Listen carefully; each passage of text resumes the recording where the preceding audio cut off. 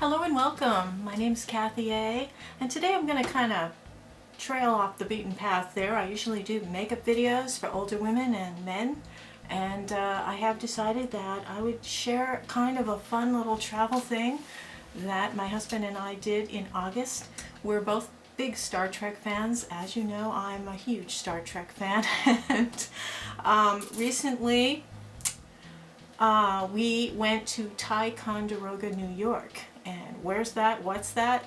It's very, very north of the city. There are no tall buildings and taxi cabs up there. It is a hugely different, polar opposite city than the New York that you would have come to mind.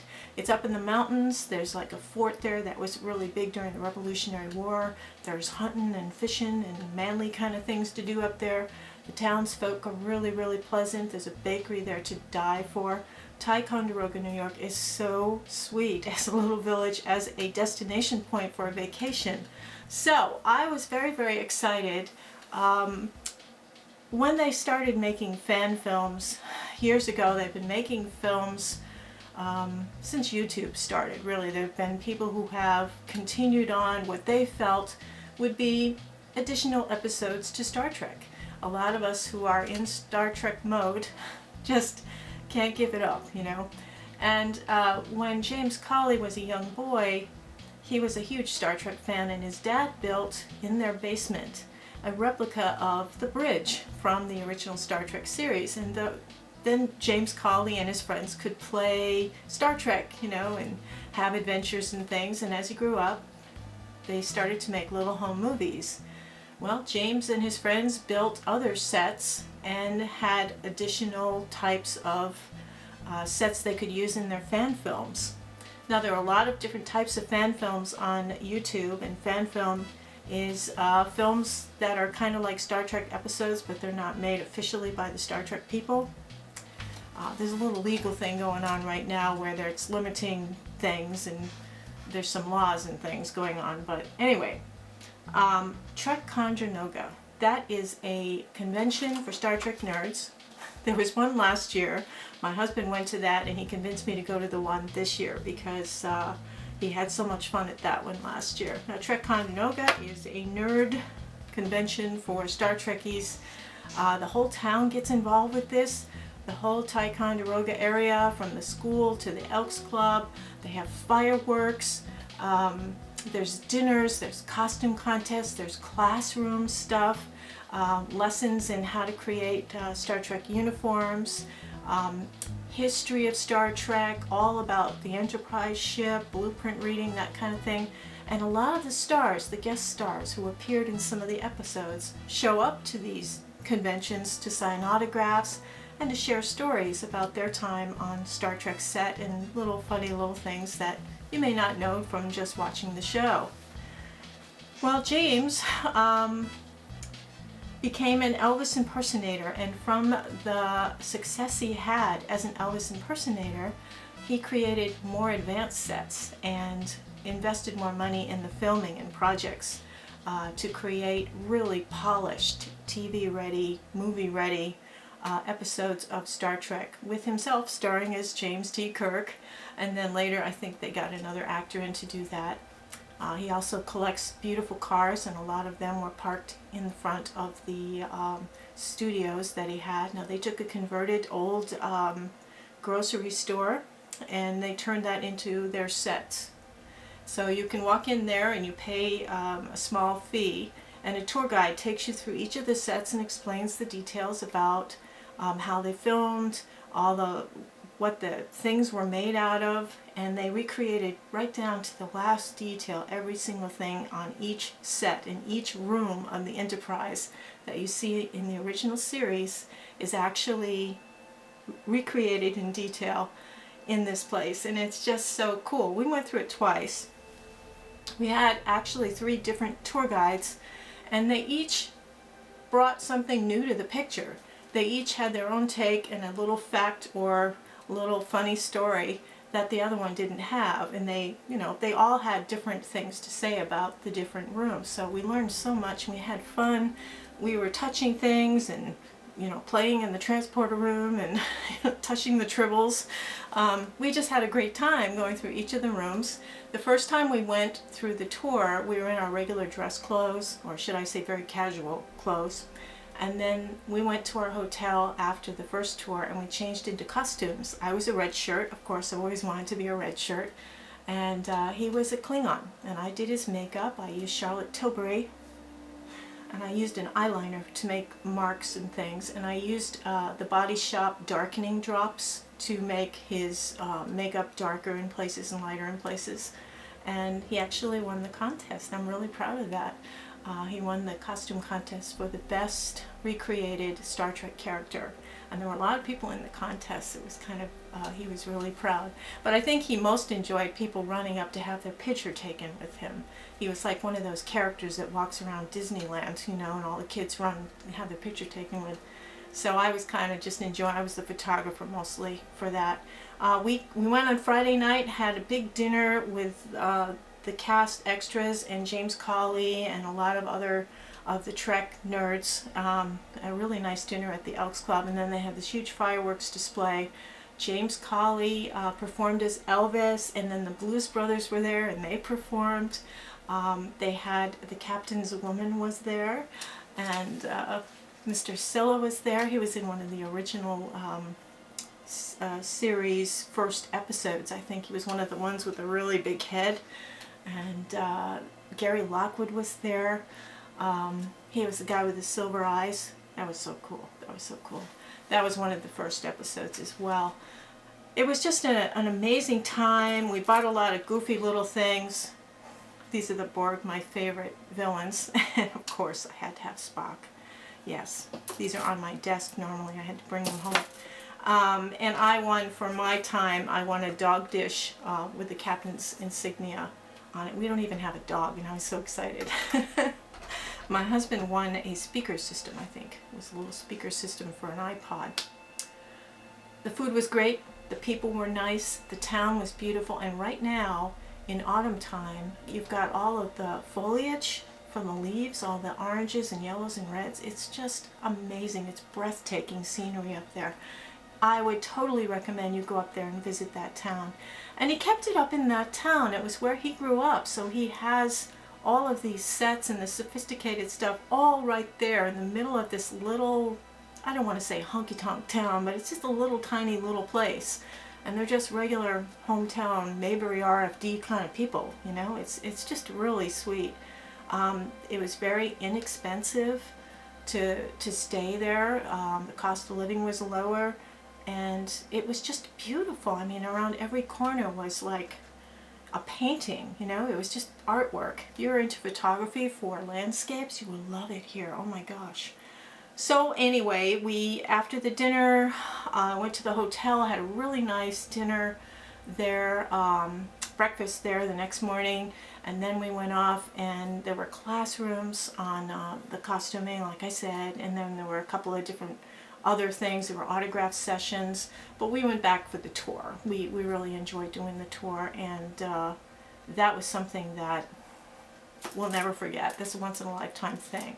Now, you could actually pay, I think it was like $20, $25 or whatever, to sit in the captain's chair and be professionally photographed, or you could go and have a beam-up video done. So we decided to have the beam-up video done.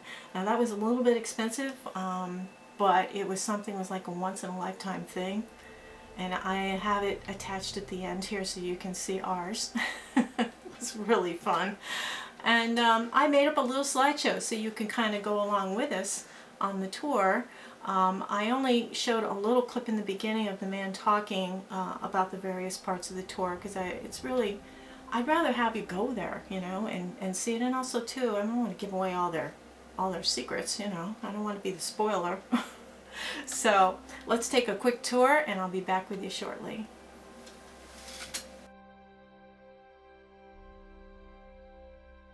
This is something that was invented by a young man named James Cawley. Who's he?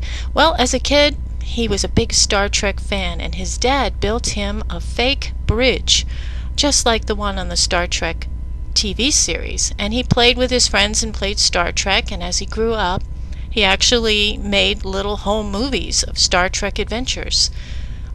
He became an Elvis impersonator, and through the money he gathered from his success as an Elvis impersonator, he was able to afford large studio operations and sets, and created recreations of all of the original series sets so they could use them for his home movies. These are known as fan films, and you can find them on YouTube. It's really quite neat how many fans have created their own versions of Star Trek episodes. There's everything from animations to claymations to very hokey, amateur-looking things to really professionally done TV-ready type series. And this is the style in which James did his series, and they're actually quite believable. And in using the sets, which he recreated from the carpenters' notes, who actually built the original sets in the 1960s, they got really actual background information on how they filmed and how they did special effects and what tricks they used on the sets to create the Star Trek series as we know it, with the original Captain Kirk and Mr. Spock. He housed all of this in an old grocery store, converted it into studios, and last year had the first Trekonderoga in 2015. And a lot of Star Trek nerds went up there and they had a big event. This year's event had some of the cast from some of the series, such as Frank Sela, who appeared in one of the first episodes, and Gary Lockwood, who had the really cool silvery eyes. The cast members came for autograph, and they also were at the dinner. And yours truly and her husband went. I was dressed as a red shirt, and he a Klingon.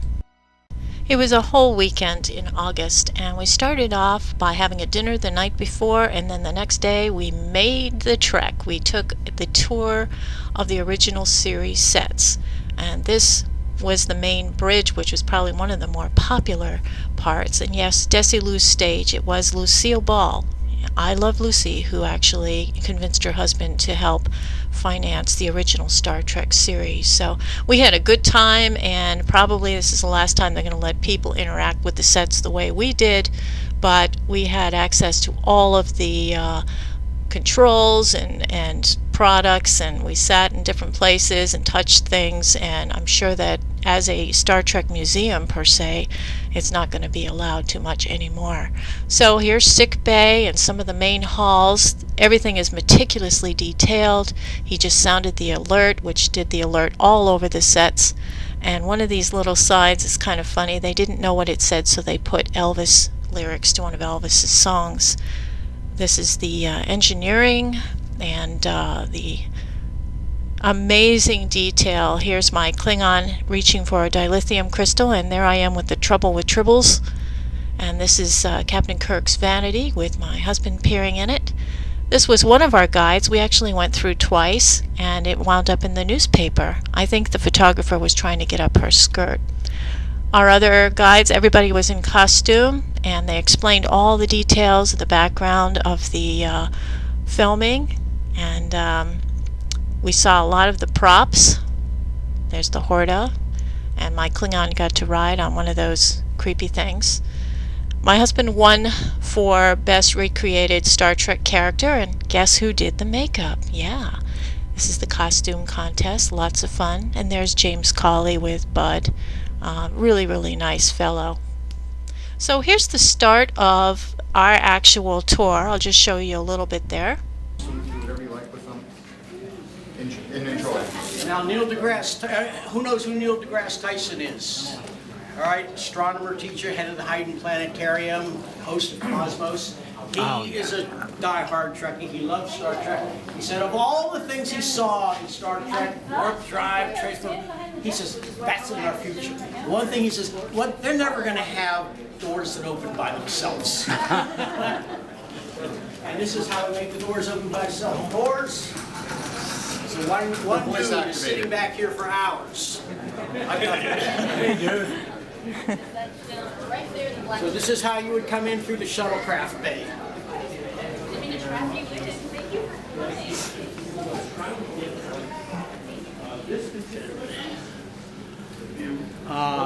James Cawley took the designer, Matt Jeffries, to the paint store to pick out all the paint chips to make sure that was the exact right color orange. So come on into the transporter room as the arriving. You may take pictures on the transporter, but just stand on the two real ones. Now, of course, the transporter room was our favorite, and they have some of the original discs that they use, the glass discs. That's what Scotty actually had to move, and they actually let us interact with it. Some of the guides did, and this also made it into the newspaper. So here's yours truly for the first tour we took, and then this was the second tour, and my husband Bud, and then his transition in the second tour. I'm really proud of my Klingon makeup. Here we are together on the transporter, and this is the stills of the actual beaming up, and here we go.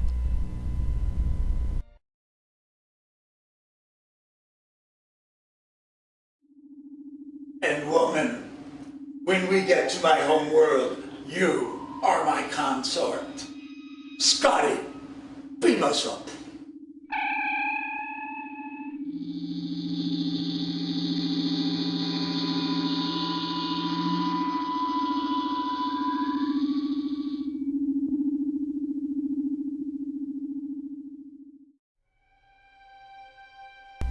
A fun time was had by all.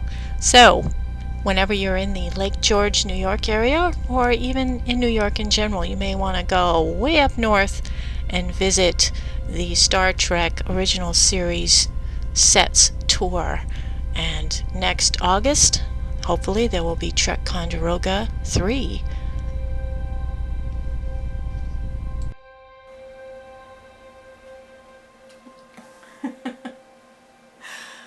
Anyway, so we had a grand time. Next time you're thinking about going east for a vacation, or even if you're going to New York City, make that little trip north to Ticonderoga and have a visit to the Original Series Set Tour.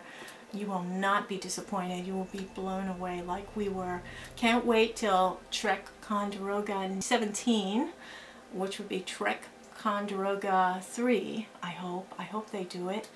And look forward to it. Thank you all the guides and all the people who were involved with that, who put that together. It rained one of the days, which was really sad because they had the Horta out there and they had the Doctor Who's TARDIS out there, and several beautiful cars, and of course they had to cover them up for the rain.